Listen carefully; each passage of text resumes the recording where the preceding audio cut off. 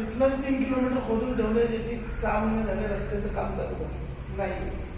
आणि पुढे आता कॉन्ट्रॅक्टर बदलणार, पोस्ट कॉन्ट्रॅक्टर राहणार, काहीतरी विषय आपल्याला घेतला पाहिजे. पुढे करून जर बाजारपेठेच्या पलीकडे खोदलं तर किती महिन्यात काम संपेल. आणि आपली बाजारपेठ 200 मीटरची आहे. आपल्याला आत्ताच धंदा होत नाही. आपण आत्ताच ठरवलं पाहिजे की पुढचं काम कसं करतील. दिशा दिला तर करून द्या, नाहीतर मग पुढे आपली शासनाला आपला निर्णय ठरवायला पाहिजे.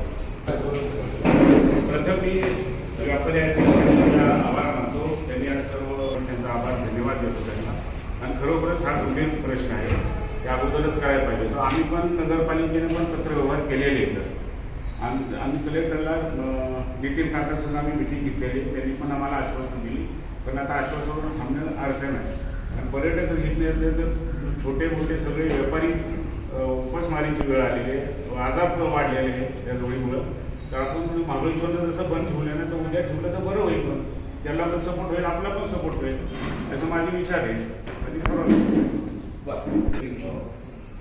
त्यानंतर 8-10 दिवस काम झालं, अर्धवट टाकून पुढं काम सुरू केलं.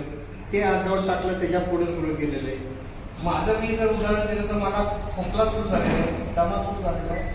आणि इथं पुरळ उठतात, इकडे खाजवलं जातं, लाल होतं.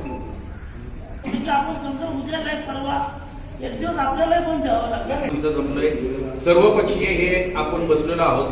सर्व पक्षीय, सर्व व्यापारी, सर्व टॅक्सीवाले असतील, सगळे व्यावसायिक असतील. आपण हा निर्णय घेतला पाहिजे असं मला वाटतंय की महाबळेश्वरने बंद केले रविवारी, तसंच आपण सुद्धा बंद उद्याच केलं पाहिजे. पण 5 दिनी महाबळेश्वर एका वेळेस एक दिवस आपण ठप्प जर झालं तर त्याचा इफेक्ट वेगळा होईल. म्हणून एक पहिले एकाच दिवशी बंद करावं असं